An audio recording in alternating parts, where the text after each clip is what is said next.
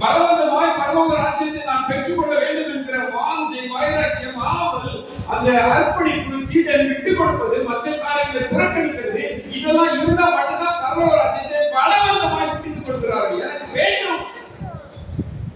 பாவத்தை பிடிக்கணுமா?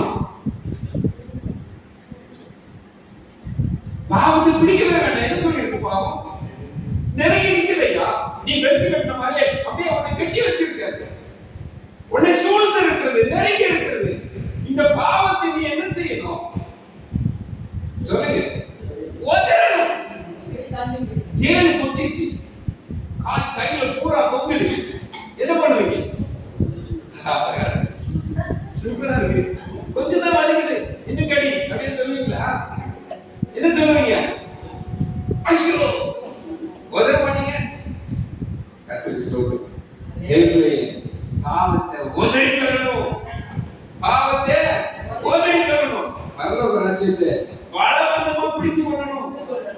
அப்ப யார் பலவந்தமாய் பிடித்துக் கொள்கிறார்களோ எனக்கு பரலோகம் வேண்டும். இதற்கு ஈடானது வேற ஒண்ணுமே கிடையாது. உலகத்திலும் சரி, வானத்திலும் பூமியிலும், பூமியின் தண்ணீரிலும், எந்த இடத்திலையும் பரலோக ராஜ்யத்திற்கு ஈடானது ஒன்றுமே கிடையாது. இதுக்காக என்ன வேணாலும் கொடுக்கலாம். ஆண்டவர் ஒரு பட்சத்தை பார்த்து சொல்றாரு, மலை பிரசங்கத்துல சொல்றாரு, ஒரு கண் உனக்கு இடர்கள் உண்டாக்கினால் ஒரு கண்ணை பிடிங்கி எரிந்து கொடு.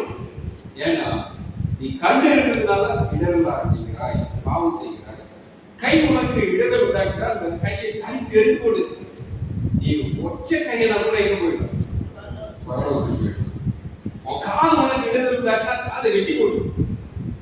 நாக்கு இடர்கள் உண்டாக்கினா நாக்கு வெட்டி கொடு. நீ பரலோகத்துக்கு போக முடியாம எதெல்லாம் உன்னை தடுக்குதோ அதை கட் பண்ணி கட் பண்ணி கட் பண்ணு. அல்லேலூயா.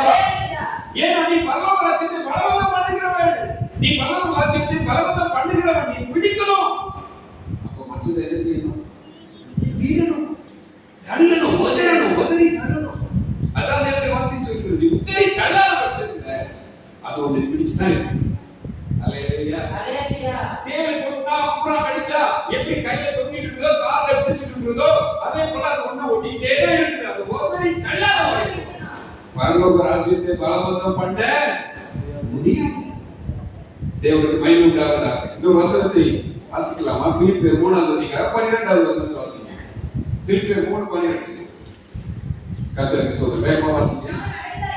நான் அடைந்தாயிற்று அல்லது முற்றும் தேறினவனானேன் என்று எண்ணாமல் கிறிஸ்து இயேசுவினால் எதற்காக பிடிக்கப்பட்டேனோ அதை நான் பிடித்துக் கொள்ளும்படி ஆசையாய் தொடர்கிறேன். அல்லேலூயா.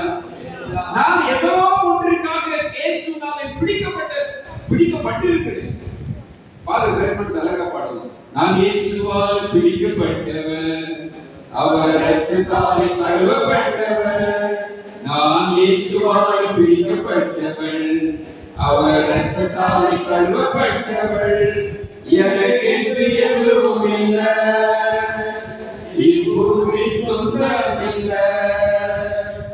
எனக்கென்று எதுவும் இல்லை, இப்பூமி சொந்தமில்லை. எல்லாமே இயேசு, எல்லாம் இயேசு, எல்லாம் இயேசு, இயேசு, இயேசு, எல்லாம் இயேசு, இயேசு, இயேசு. அல்லேலூயா. அடுத்த அடியெல்லாம் நீங்க பாடுறீங்க, ரொம்ப நல்லா இருக்கும். கீழானதை மறந்து மேலானதை நாடுகிறேன். இந்த உலகத்தில் உள்ளதெல்லாம் கீழானது. அல்லேலூயா. நீங்கள் கிறிஸ்துவோடு கூட எழுந்ததுண்டானால் கிறிஸ்து உன்னதங்களிலே வீற்றிருக்கிற தேவனுடைய வலது பாசத்தில் உள்ள அசத்து சொல்லுங்க, மேலானவைகளை நாடுங்கள். நம்முடைய நாட்டமும் தேட்டமும் விருப்பமும் வாஞ்சையும் தாகமும் எப்படி இருக்கணும்? பரலோகையா, பரலோகையா, பரலோகம். நான் பரலோக வாசி, நீ பரலோக வாசி, நீங்களும் நானும் பரலோக வாசி. அல்லேலூயா. இந்த பூலோக வாசிகள் அல்ல. இந்த பூலோகத்தின் வாழ்வு ரொம்ப ரொம்ப குறுகிய வாழ்க்கை. நல்லா யோசிச்சு பாருங்க. இந்த குறுகிய வாழ்க்கைக்காக அந்த மேலான வாழ்க்கையை நம்ம இழந்துடலாமா? எனக்கு இருக்கவே கூடாது. முடிவில்லாத வாழ்க்கை, கோடி கோடி வருஷம் நம்ம வாழ போகிறோம். அந்த வாழ்க்கைக்காக இந்த 70 வருஷம் 80 வருஷம் இந்த உலகத்தோடு ஒத்த வேஷம் நமக்கு வேண்டவே வேண்டாம். வசனத்துல சொல்லி, நான் எதற்காக பிடிக்கப்பட்டேனோ இயேசு என்னை பிடிச்சிருக்கிறார், அவருடைய படகுல இருக்கிறார். இந்த பிரயாணத்திலே நான் அக்கறைக்கு போகிற என்ற ஓட்டத்திலே யார் என் கூட இருக்கிறது? இயேசு கூட இருக்கிறார். என் மனவாளன் என்னோடு கூட இருக்கிறார். என்னை ஒருபோதும் கீழே விட மாட்டார். ஹல்லேலூயா.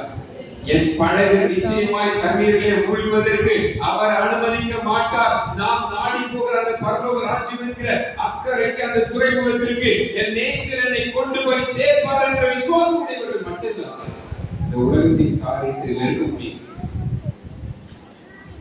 எதெல்லாம் வெறுக்கணும்னு நீங்களே முடிவு பண்ணிக்கணும். ஹல்லேலூயா. இந்த உலகத்தின் காரியம் எதுவுமே நம்மை பரலோகத்திற்கு தகுதிப்படுத்தாது.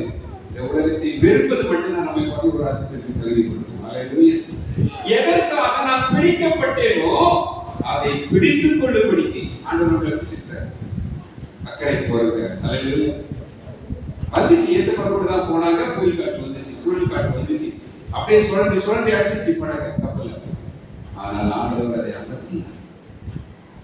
உங்களுடைய பாடுகள் உபத்திரவங்கள் எல்லாம் அமர்ந்து போகும். ஏன்னா நீங்களும் நானும் அவருடைய மனவாட்டியாக ஒரு நாள் போய் அவரோடு விரும்புகிறவர்கள் வேண்டியவர்கள். அவர் நமக்காக ஆயத்தம் பண்ணுகிற இடம் யோவான் 14:1 சொல்லப்பட்டிருக்கிறது. உங்கள் இருதயம் கலங்காதிருப்பதாக தேவனிடத்தில் விசுவாசமாயிருங்கள், என்னிடத்தில் விசுவாசமாயிருங்கள். நான் உங்களுக்காக ஒரு இடத்தை ஆயத்தம் பண்ண போகிறேன். ஹல்லேலூயா.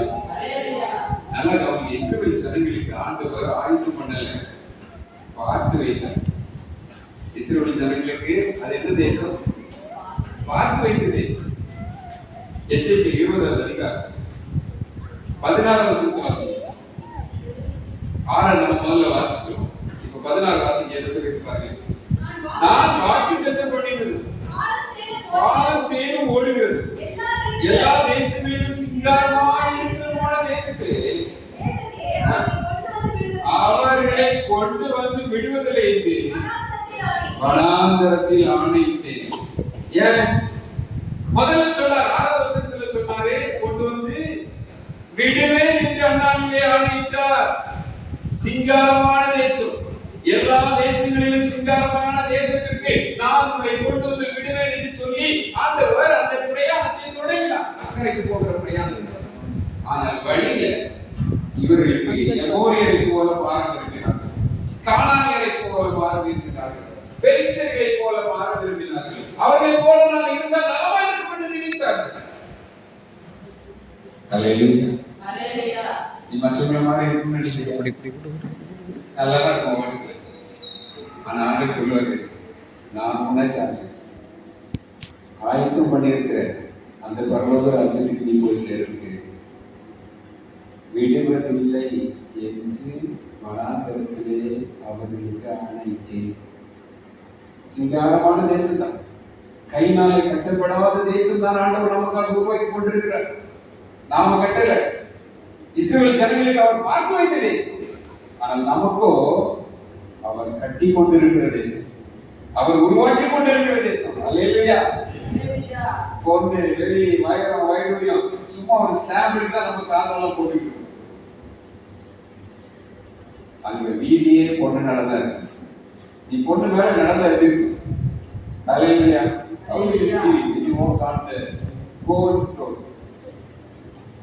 ரோடு எல்லாம் பொண்ணா இருக்கு. அதுல நடந்தீங்கன்னா உங்களுக்கு என்ன மாதிரி ஃபீலிங் இருக்கு? அல்லேலூயா.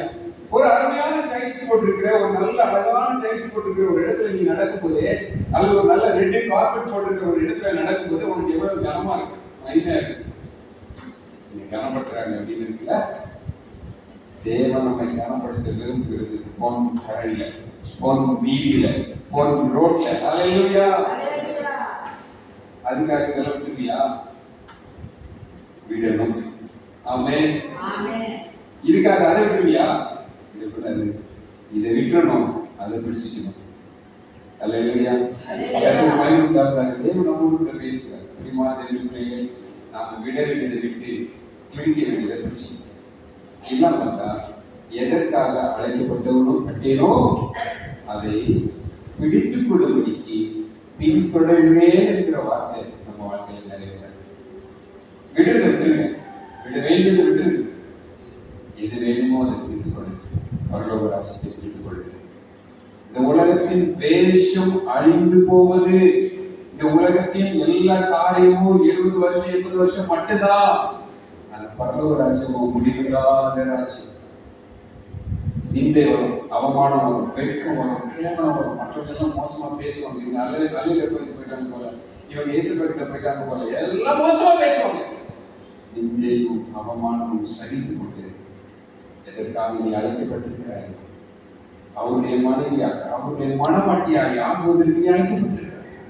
எல்லாம் அவருடைய மனமாட்டியாய் மாறுவதற்கு நம்மை அழைக்கப்பட்டிருக்கிறது. அவர் வரும்போது கண்ணாலும் ஓடி போய் பண்ண முடியாது. எதுவுமே எப்பொழுதுமே நாம் ஆயத்தமாக இருக்கணும். அல்லேலூயா.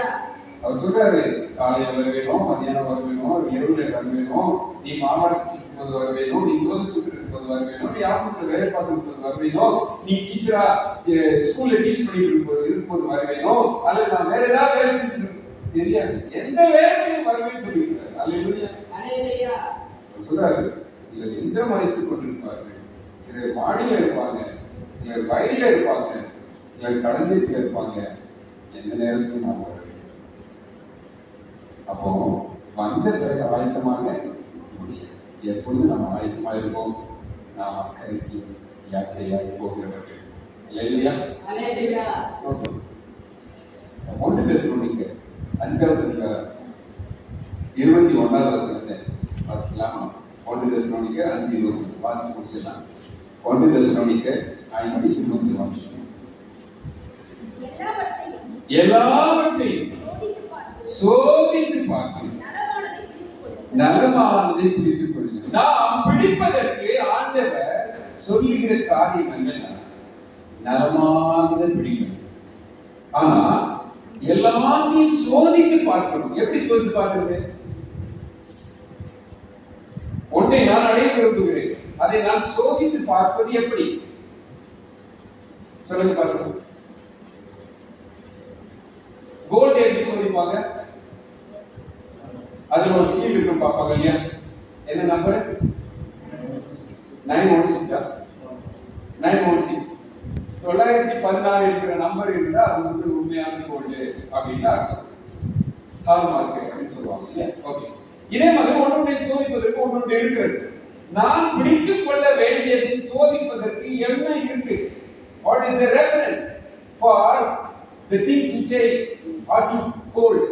நான் பிடிக்க வேண்டியதை சோதிப்பதற்கு என்ன இருக்கிறது? சொல்லுங்க பாருங்க. எல்லாத்தையும் பிடிக்கலாமா? நான் போடுறதெல்லாம் போட்டுக்கலாமா? நான் வாங்குறதெல்லாம் வாங்கிக்கலாமா? நான் அனுபவிக்கிறது எல்லாத்தையும் அனுபவிக்கலாமா? அனுபவிக்க கூட. நான் எதை அனுபவிக்கலாம்? எதை நான் பிடித்துக் கொள்ளலாம்? அது சோதிக்கணும். எப்படி சோதிக்கிறது? கர்த்தருடைய வேத வசனத்தின்படி சோதிக்கணும். அல்லேலூயா. இது வசனத்தின்படி உண்மைதானா? இது வசனத்தின்படி எனக்கு தேவைதானா? இது வசனத்தின்படி கரெக்டா ஒத்து போகுதா? இது வசனத்தின்படி என் ஆண்டவருக்கு பிடிக்குமா? நான் வாங்கிக்கிறேன், போட்டுக்கிறேன், அனுபவிச்சுக்கிறேன், இதெல்லாம் என் ஆண்டவருக்கு பிடிக்குமா? நான் யார்? எனக்கு சொந்தமல்லவே.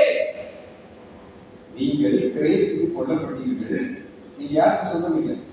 நீங்கள் உங்களுடையவர்கள் அல்லவே. நம்ம யாருடையவர்கள்? கிறிஸ்துடையவர்கள். கிறிஸ்துடையவர்கள் எதை அனுபவிக்கணும்? கிறிஸ்து விரும்புகிறது தான் அனுபவிக்கணும். அல்லேலூயா. இந்த காலங்களிலே அருமையான தேவனுக்கு எல்லாருக்கும் தேவ சமூகத்தில் எழுதியிருக்கிறார். கிறிஸ்து விரும்புகிறது என் வாழ்க்கையில்